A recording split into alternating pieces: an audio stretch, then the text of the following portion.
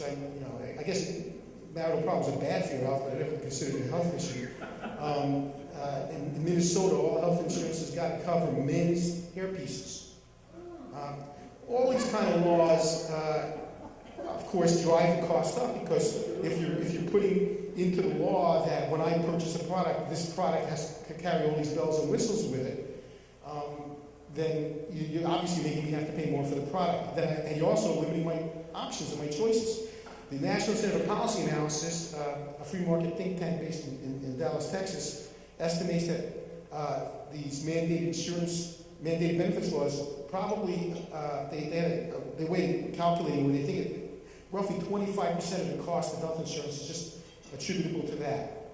So the two big problems that we have that have created our situation today is that, number one, if you buy health insurance with your own dollars, you're buying it with after-tax dollars. The law actually penalizes you for deciding you want to buy your own health insurance.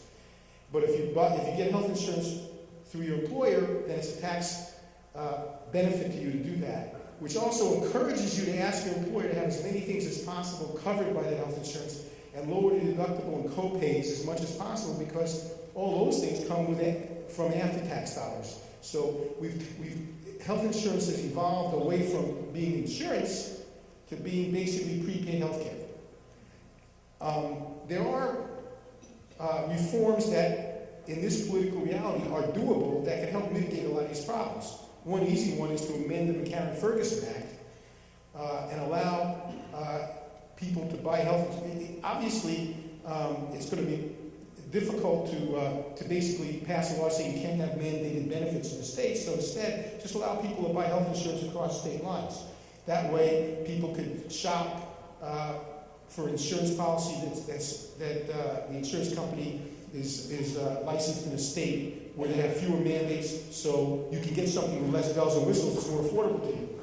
That will actually generate, among the 50 states, a competition. And obviously the states where they have a lot of high mandates, those insurance companies will lose a lot of business. They'll lobby their state legislatures to say, you got to get rid of some of these mandates because we're losing all our business, and you're going to lose a lot of revenue when we go out of business in our state. So that's one way of kind of generating a move away from state mandated benefits laws that's politically doable. You probably heard of that proposal. And of course, another easy proposal, it's not easy to pass, but another proposal is to change the tax code so that, again, from a politically realistic standpoint, you could just eliminate the tax deductibility, the tax exemption for employer-provided health insurance, and instead replace it with a tax credit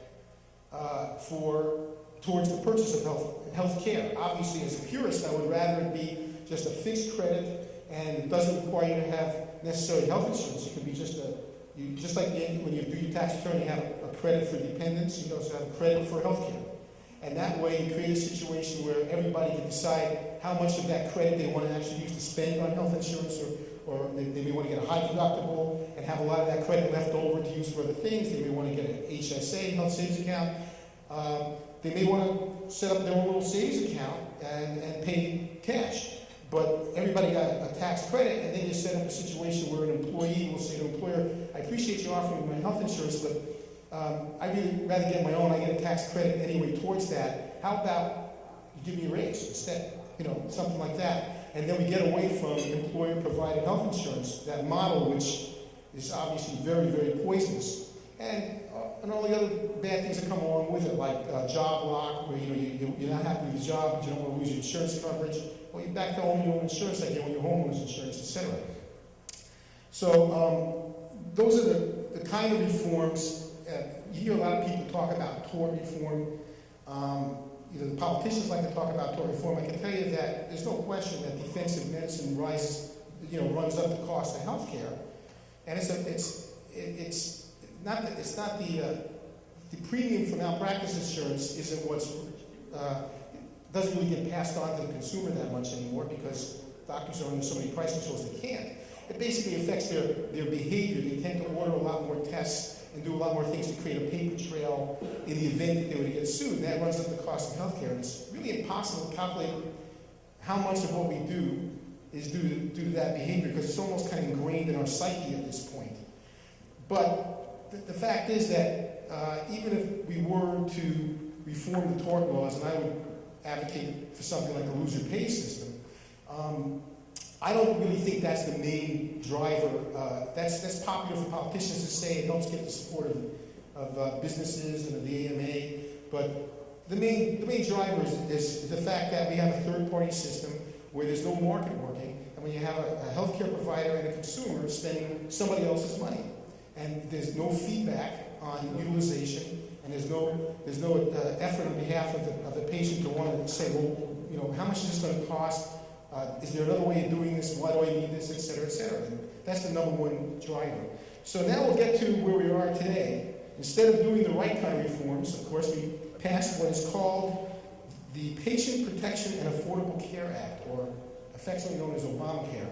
And what basically this did was took our dysfunctional healthcare system that I just described to you and blew it up. It basically expanded it. By blowing up, I don't mean dropping a bomb on it. That would be nice. Instead, it expanded it. It blew it up by making it where everybody, even those of us who aren't participating in this dysfunctional healthcare system, now must do so. And in addition, it actually increased the bad incentives. For example, it's decreasing the amount of money that patients will pay directly out of pocket.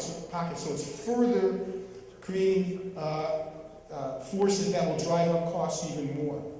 And it's hoping to control the inflation that is going to cause in healthcare costs with more and more layers of regulations and mandates, which of course are going to make healthcare delivery and costs only worse. Everybody in this room understands that price controls only end up creating shortages and higher prices than you otherwise would have had. There's 2,000 some odd pages to Obamacare, so I'm not going to get into we don't have time. But I'll just kind of touch on some of the key things, the takeaways that this makes happen. Of course, one of the things, by the way, this is getting to national politics. A lot of it is based upon what was passed in Massachusetts in 2006, which is oftentimes referred to as Romneycare. And I always laugh when I hear Governor Romney on TV saying how Obamacare is terrible, and then people say, well, isn't Romneycare sort of the beta version of Obamacare? And he goes, no, it's a lot different. It's a lot different because it was done on a state level, not on a national level. So he has no credibility in this area, and I'll be shocked if he gets nominated because he's got no argument. But one of the things that Obamacare does is to require every one of us to buy health insurance or face a penalty. But it's not just that we have to buy health insurance, we have to buy health insurance designed by the federal government. So the federal government has a whole lot of mandates regarding, it cannot be in effect of 2014, you cannot have a deductible, an individual policy deductible higher than $2,000. So those of us who have $5,000 deductibles or whatever, made our own decisions based upon our personal situations, that's out the window. Our costs are going to go up just because the deductible is going to have to be lowered to $2,000 or $4,000 in the family policy. There's all sorts of things that the health insurance has got to cover, whether you want it to cover or not. Way worse than the mandated benefit package that exists at a state level today, including you're not supposed to pay out of pocket for any preventative care, like mammograms, colonoscopies, etc. Well, of course, this room understands that, so the insurance companies are basically saying, okay, so then you want me to pay for Jeff Singer's colonoscopy, that's $800, and his wife's mammogram, that's $400, okay, so $800, $400, $1,200, okay, so I'll just raise Jeff's premium another $1,200, and I'll be happy to pay that colonoscopy bill and mammogram bill, no problem. Then Jeff doesn't have to pay for that out of pocket. Of course, that's exactly what's going to happen. So it's raising the cost of health insurance at the same time it's ordering us to buy it. Now, there's going to be penalties if you don't buy it. Now, another thing it's doing is these mandates are eliminating, it's creating what's called guaranteed issue. Basically, it's saying that you can't charge a higher premium to someone who is a higher risk than a person who is a lower risk. You have to charge the same rate to everybody, and you can't deny insurance to anybody for any reason. So, for example, a 30-year-old heroin addict who's HIV positive, has hepatitis C, and has a drinking problem is to be charged the same premium as a 30-year-old triathlete who doesn't smoke, doesn't drink, and has no medical problems whatsoever. Okay, they both have to pay the same premium, and neither can be turned down. So the insurance company therefore has to work that into its calculations because, as we all know, insurance companies basically just pool risk and have to have enough money in the pool to handle anticipated claims. So they basically say, okay, so I was going to charge that heroin addict $1,000 a month if he wanted me to pay for his health care. I was going to charge the healthy guy $150 a month. But if I had to charge them both the same, so I guess I have to charge the healthy guy $800 a month and the other guy $800 a month. Or $700, well, you can do the math, but you see what I'm saying. So now you're taking young, healthy people and forcing them to pay more for health insurance than they otherwise would be able to get. And now here's the penalty. If you don't do this, you have, in the first year of this, in 2014, a $95 fine. Okay, so think about this. You're a 30-year-old triathlete, and you got a choice between paying a $95 fine or paying $800 a month for health insurance. And you know that if your doctor tells you, by the way, I got bad news for you, you got hepatitis C, you say, okay, well, I'll go buy the health insurance right now. And they can't charge you any differently than they would have anyway.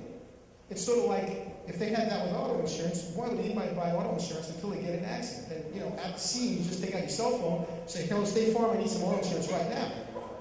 So that's the law. Now, that's going to go all the way up by 2018 to a $695 a year fine, or 2.5% of your income, whichever is the highest. Okay? So, of course, it's creating incentives actually for people, and this is, just look at Massachusetts' experience, because they're a nice little laboratory. That's exactly what happened there. In Massachusetts, people go without insurance, and then when it's time to prove to the IRS, because you have to prove that they have insurance, they buy a policy, pay a month, and they drop it, just enough to get it on their tax return. And knowing that they can always buy insurance at the last minute when they have to. Now, the insurance companies know that's going to happen too. So they have to work that into their calculations as well, because they have to have enough money in their pool to pay for people when they just come in with these problems. So that's another thing that's going to drive health insurance premiums up. So all these things are just going to drive health insurance premiums up further. Then we have the employer mandate. Now, the mandate says that any employer who has 50 or more employees must buy this government prescribed health insurance for their employees. Again, no higher than $2,000 deductible or $4,000 per family, or else they pay a fine. Now, this fine is really interesting. By the way, if there is an exception in the law. If you're under 30, you can get a higher deductible catastrophic policy until you're 30 years old.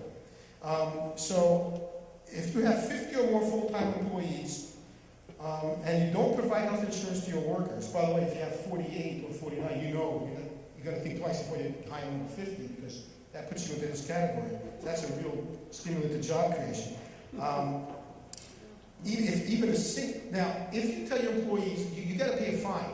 If you tell your employees, I can't afford to buy your health insurance anymore with all these mandates that we put on, it's gotten too costly for me.